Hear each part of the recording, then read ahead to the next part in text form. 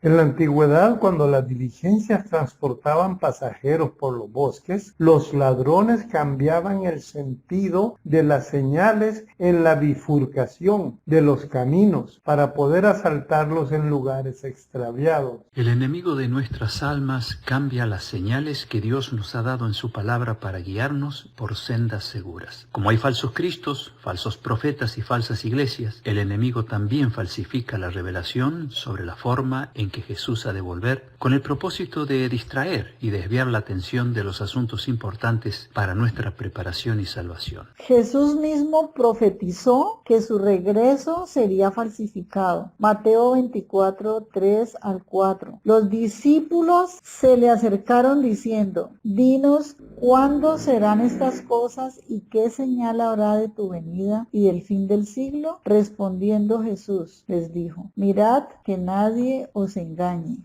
Satanás pelea contra nosotros con nuestras mismas armas y en nuestro propio terreno. Él usa la Biblia y los temas santos de formas retorcidas para confundirnos y hacernos errar. Mateo 4, 5 al 7. El diablo lo puso a Jesús sobre el pináculo del templo y le dijo: si eres hijo de Dios, échate abajo, porque escrito está: a sus ángeles mandará acerca de ti, y en sus manos te sostendrán, para que no tropieces con tu pie en piedra. Jesús le dijo: escrito está también: no tentarás al Señor tu Dios. Segunda de Pedro 3, 15 al 16. Pablo os ha escrito casi en todas sus epístolas hablando de estas cosas, entre las cuales hay algunas difíciles de entender, las cuales los indoctos e inconstantes tuercen, como también las otras escrituras, para su propia perdición. En cuanto al regreso de Cristo, los cristianos indoctos tienen confusión entre un advenimiento visible y uno secreto. Toca a los buenos teólogos corregir las malas interpretaciones y usos incorrectos de las Escrituras y devolver a los llamados por Dios la senda clara de la verdad. Tito 2:1. Pero en cuanto a ti, enseña lo que está de acuerdo con la sana doctrina. Mateo 24, 27. Porque como el relámpago que sale del oriente y se muestra hasta el occidente, así será también la venida del Hijo del Hombre. Efesios 4, 14. Ya no seamos niños fluctuantes, llevados por doquiera de todo viento de doctrina, por estratagema de hombres que para engañar emplean con astucia las artimañas del error. En nuestro video anterior estudiamos con abundante respaldo bíblico la forma correcta del regreso de Cristo. Hoy estudiamos una forma muy popular, pero incorrecta, el rapto secreto. Esta doctrina enseña que la redención de los fieles se divide en dos eventos. El arrebatamiento de la iglesia, que consiste en llevar de modo secreto a los salvos al cielo. La gente simplemente desaparecerá, dejando confundidos a sus conocidos alrededor. El segundo evento sucedería 7 años después, cuando ocurriría la segunda venida de Cristo propiamente dicha, acompañado con toda la iglesia. En el intermedio de los dos eventos, ocurrirá la gran tribulación, que será una especie de castigo final para el pueblo judío por haber rechazado al Mesías. Analicemos los elementos que conforman esta falsa doctrina. Rapto. La palabra rapto no aparece en ningún lugar de la Biblia. El rapto es el delito por el cual se sustrae o retiene a una persona por medio de la fuerza. Por tanto, no se puede aplicar la palabra rapto al regreso de Jesús.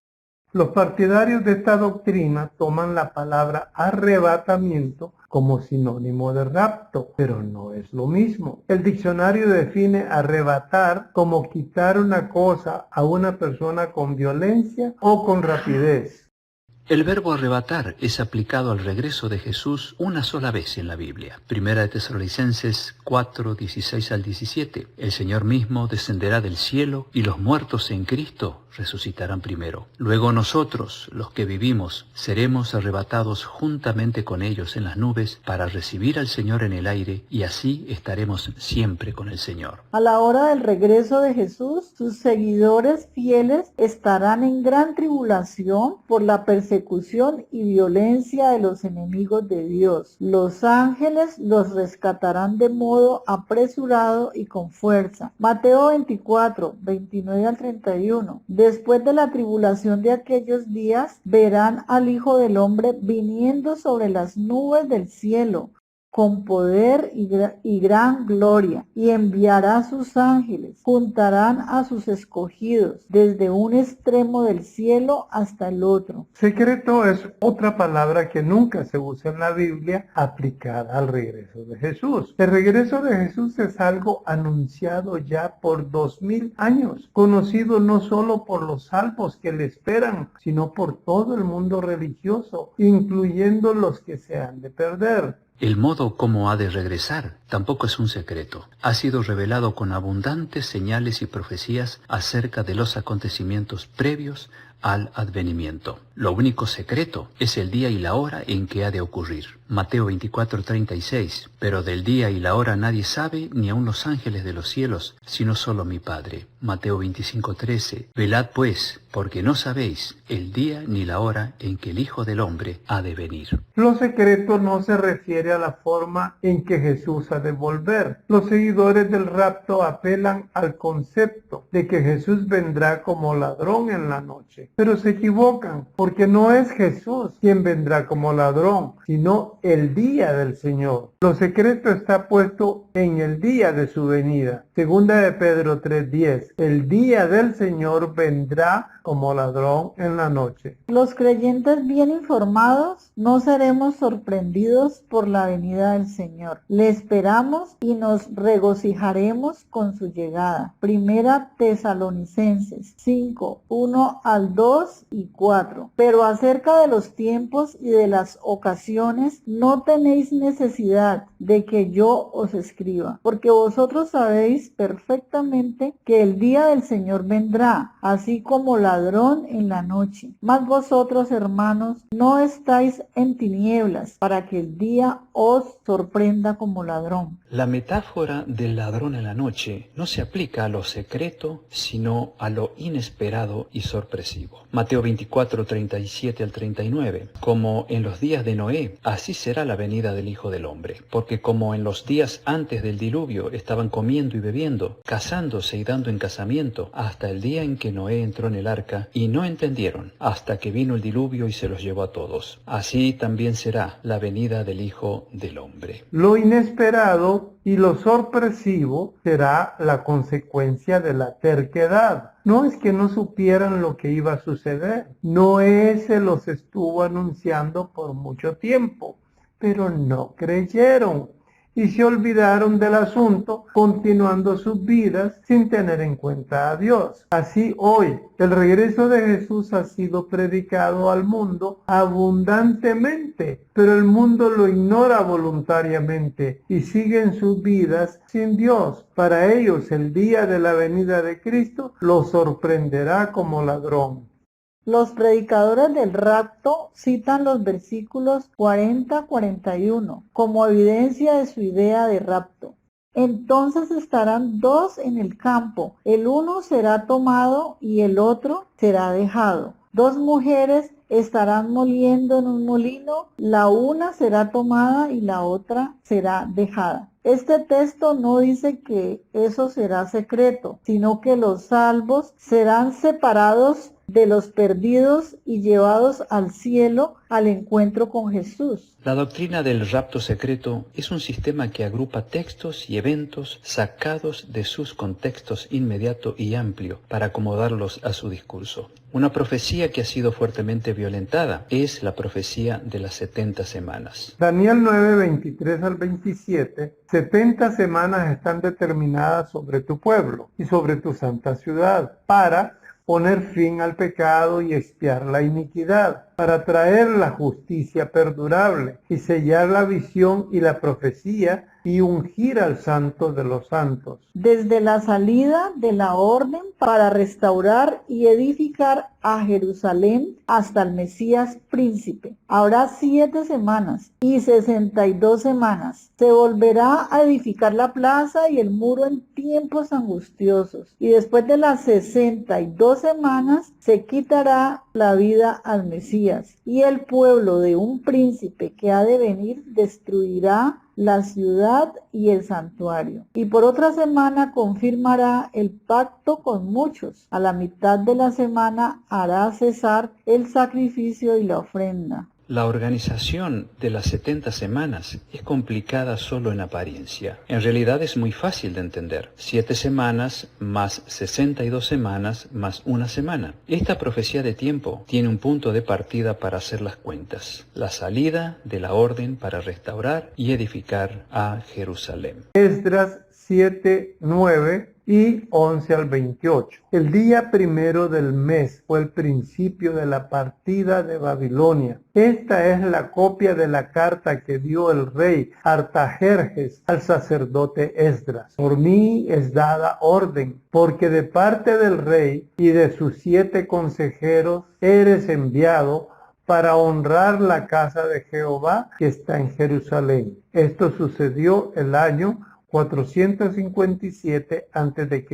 Ya hemos explicado en videos anteriores el principio de interpretación de profecías de tiempo, día por año. Las 70 semanas se refieren a 490 días años. A partir del año 457 a.C., los 490 años nos llevan a la última semana de la profecía, los últimos 7 años alrededor de la muerte de Cristo en la cruz. La comunicación divina continuaría con el pueblo de Israel hasta el final de las 70 semanas. 70 semanas están determinadas sobre tu pueblo y sobre tu santa ciudad para terminar la prevaricación y poner fin al pecado y expiar la iniquidad para traer la justicia perdurable y sellar la visión y la profecía y ungir al santo de los santos. Todos estos eventos cerraban la historia de la nación de Israel. La cruz de Cristo ponía fin al pecado en el juicio de Dios y traería su justicia. Ungir al santo hace referencia al bautismo de Cristo en el año 27 después de Cristo. A la mitad de la semana hará cesar el sacrificio y la ofrenda. Esto se refiere a la muerte de Cristo como Cordero de Dios que quita el pecado del mundo en el año 31 después de Cristo. Este acto culminante ponía fin al sistema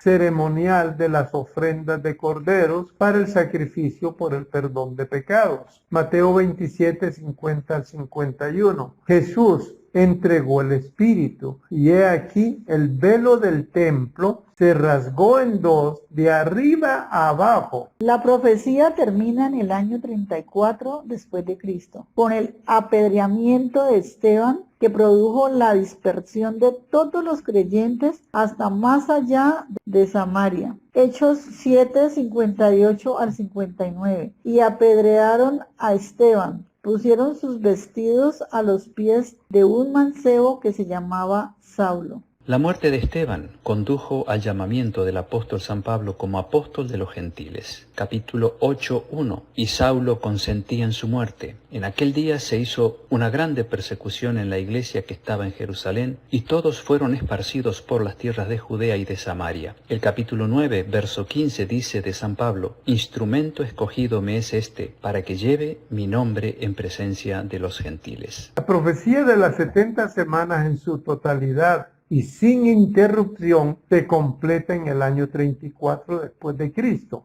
Por último, y como un plus de la profecía de las 70 semanas, fuera del período profético, en Daniel 9:27 se anuncia la destrucción del templo y de la nación de Israel. El pueblo de un príncipe que ha de venir destruirá la ciudad y el santuario. Con inundación será el fin de ella, y hasta el fin de la guerra será talada con asolamientos. Esto sucedió en el año 70 después de Cristo, y el templo no se volvió a construir hasta el día de hoy. Los partidarios del rapto no admiten que la nación étnico-geográfica de Israel haya terminado su papel profético, pero Jesús ya lo había anunciado. Mateo 21:43. El reino de Dios será quitado de vosotros y será dado a gente que produzca los frutos de él. También San Pablo lo declaró en Gálatas 3:28. Ya no hay judío ni griego, porque todos vosotros sois uno en Cristo Jesús. Gálatas 6:15 al 16. En Cristo Jesús,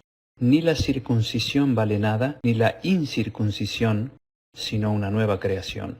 Y a todos los que anden conforme a esta regla, paz y misericordia sea a ellos y al Israel de Dios. Circuncisión es otra forma de llamar a Israel, e incircuncisión a las naciones gentiles. Dice San Pablo que estas categorías ya no tienen ningún valor, sino que de ambos pueblos Dios ha hecho uno solo. Efesios 2:12 al 14. En aquel tiempo estabais sin Cristo, alejados de la ciudadanía de Israel, pero ahora en Cristo Jesús, vosotros que en otro tiempo estabais lejos, habéis sido hechos cercanos por la sangre de Cristo, porque Él es nuestra paz, que de ambos pueblos hizo uno, derribando la pared intermedia de separación. Los predicadores del rapto quieren poner a Israel como protagonista principal en los eventos finales, y para ello violentaron de manera injustificable la profecía de las 70 semanas, haciendo una brecha enorme entre la semana 69 y la semana 70 de la profecía. Esa brecha no tiene ninguna explicación bíblica y lleva ya 2000 años y aún no se cierra. Una pieza importante en este rompecabezas de los eventos finales es la de la gran tribulación, que los teólogos del rapto ponen como un acontecimiento principal en la postergada semana 70 de la profecía de Daniel. Esos 7 años estarían bajo el gobierno del anticristo y sucedería la gran tribulación, por la que tendrían que pasar los judíos para purgar sus culpas por haber rechazado al Mesías. La Biblia habla de un período de gran tribulación que sufrirán los que han de ser salvos, los escogidos, no judíos, sino de todas las naciones. La gran tribulación acontecerá antes del regreso de Cristo y la redención de los salvos. Mateo 24, 21 al 22. Habrá entonces gran tribulación, cual no la ha habido desde el principio del mundo hasta ahora, ni la habrá. Y si aquellos días no fuesen acortados, nadie sería salvo. Mas por causa de los escogidos, aquellos días serán acortados. Daniel 12:1. En aquel tiempo se levantará Miguel, el gran príncipe, que vela sobre los hijos de tu pueblo. Será un tiempo de angustia cual nunca hubo desde que existen las naciones hasta entonces. Y en ese tiempo tu pueblo será librado, todos los que se encuentren inscritos en el libro. Apocalipsis 7:9 al 14. Miré, y he aquí una gran multitud, la cual nadie podía contar, de todas naciones y tribus y pueblos y lenguas, que estaban delante del trono y en la presencia del Cordero, vestidos de ropas blancas. ¿Quiénes son y de dónde han venido? Estos son los que han salido de la gran tribulación y han lavado sus ropas y las han emblanquecido en la sangre del Cordero. Otra figura bíblica que ha sido trastornada para confusión de los cristianos es la figura del anticristo. Los partidarios del rapto secreto ponen a este personaje después del supuesto rapto secreto, en la supuesta última semana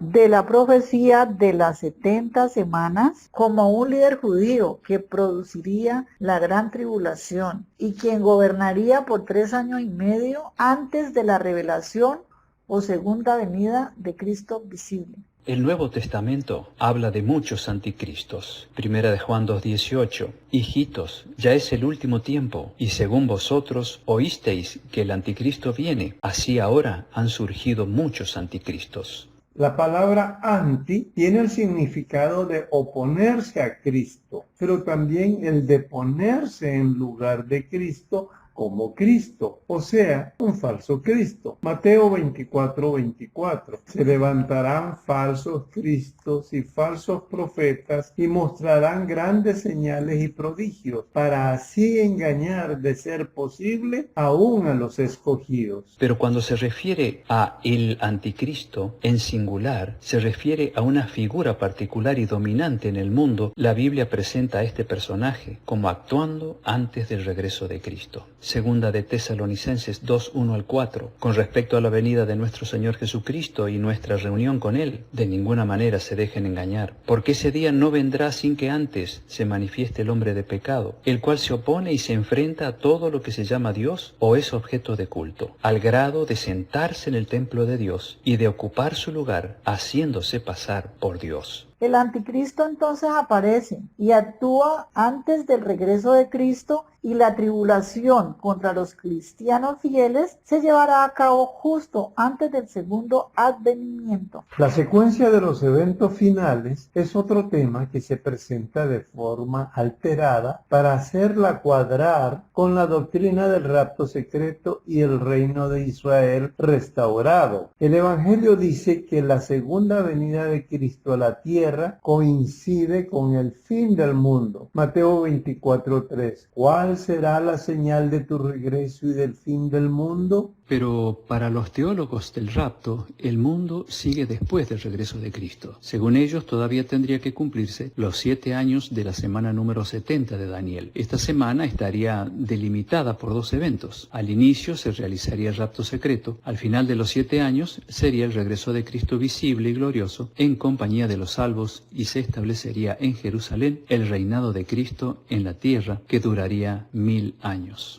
El milenio, según el rapto secreto, sería el reino de Cristo a la cabeza del Israel restaurado y la iglesia sobre la tierra. En la teoría, los objetivos en este periodo son muy confusos. Solo se puede decir que sería un reino de paz, un reino único, universal. Al término del milenio, las fuerzas del mal, capitaneadas por Satanás, se despiertan y hacen un último intento de violentar el gobierno en la tierra. Pero entonces sucedería el juicio final y la condenación de todos los que representan el imperio del mal en el lago del fuego eterno. Por último, vendría la creación de una tierra nueva y un cielo nuevo. Esto sería, a grosso modo, la explicación de toda la doctrina de los eventos finales según el rapto secreto, que, como hemos dicho, es tan equivocada como un rompecabezas con sus piezas trastocadas. La verdad en la Biblia es que el milenio comienza inmediatamente después de la venida de Cristo para rescatar a los salvos y llevarlos al cielo. El milenio se cumple en el cielo y al final de este, Cristo regresa con la iglesia gloriosa a ocupar la tierra nueva. Poco antes del establecimiento del reino de Dios en la tierra, los condenados muertos resucitan y Satanás los incita para tomar por asalto a la nueva Jerusalén que flota en el aire a la vista de ellos. En ese momento se realiza el gran juicio